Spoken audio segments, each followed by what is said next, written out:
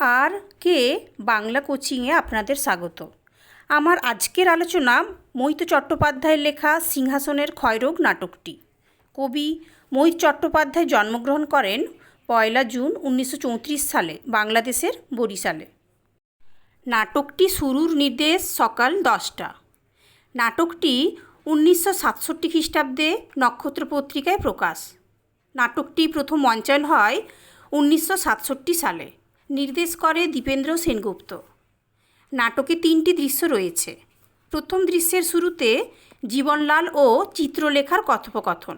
দ্বিতীয় দৃশ্যের শুরুতেও জীবনলাল ও চিত্রলেখার কথোপকথন।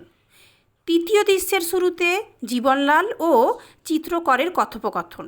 আমরা এখানে দেখতে পেলাম প্রতিটি দৃশ্যের শুরুতেই জীবনলাল রয়েছে। নাটকের প্রথম ও দ্বিতীয় দৃশ্য প্রাচীন দুর্গকক্ষে, তৃতীয় দৃশ্য মঞ্চে অভিনয় হয়। নাটকের প্রথম সংলাপ জীবনলালের। চিত্রলেখা বলি। নাটকের শেষ সংলাপও জীবনলালের।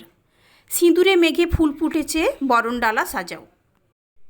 জীবনলালের একটি সংকেত 3 বার টোকা মারা।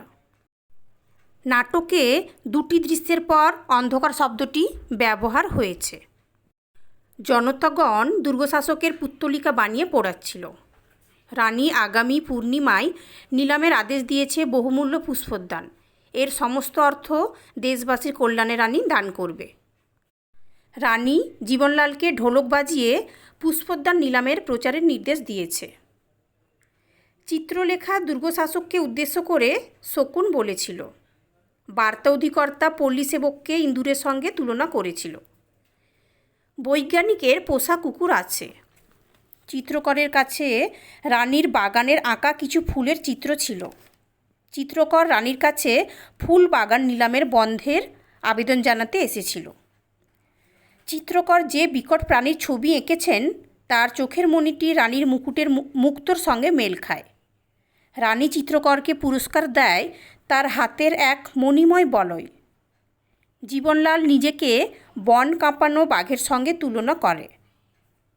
রানী চিত্রকরকে ইন্দ্রবেশী গৌতম ও নিজে অহল্যা চরিত্র অভিনয়ের কথা বলেছিল। রানীর দুর্গের নাম কালাপাহাড় দুর্গ।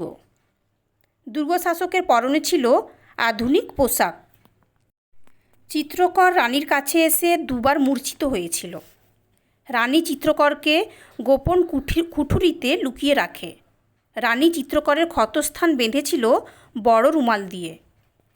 জীবনলাল চিত্রলেখার জন্য পুষ্পোদ্যানের কাঁচা সোনা রঙের চন্দ্রমুখী ফুলটি তুলে রাখবে বলেছিল।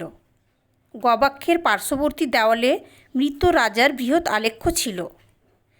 মৃত রাজার বৃহৎ আলেখ্যটি বন্দুকের লক্ষ্য স্থির রেখে শিকারের নিবিষ্ট ভঙ্গিতে আঁকা। এটি দ্বিতীয় দৃশ্যের প্রথমেই রয়েছে। দুর্গশাসক গোলাপ হাতে রানীর কক্ষে প্রবেশ করেছিল তৃতীয় দৃশ্যে। রানী ও দুর্গশাসক পরীক্ষার গোপন পথ দিয়ে পলায়ন করেছিল। বৈজ্ঞানিক ও বার্তা অধিকর্তা জনতার হাতে অবরুদ্ধ হয়েছিল। দুর্গশাসক যখন সকলের সাথে গোপনে কথা বলছিল তখন দরজায় পাহারা দিচ্ছিল পল্লী সেবক। চিত্রলেখা জীবনলালকে জনতাগণ না বলে সমবেত জনতা বলতে বলেছিল। জীবনলালের ঢোলক ও পোশাক ছিল পুরনো আমলের পালকে সাজানো ঢোলক ও বহুবর্ণের পোশাক। আজকের আলোচনা এই পর্যন্ত। পরের আলোচনায় আমরা দেখে নেব এই নাটকের কিছু গুরুত্বপূর্ণ সংলাপ।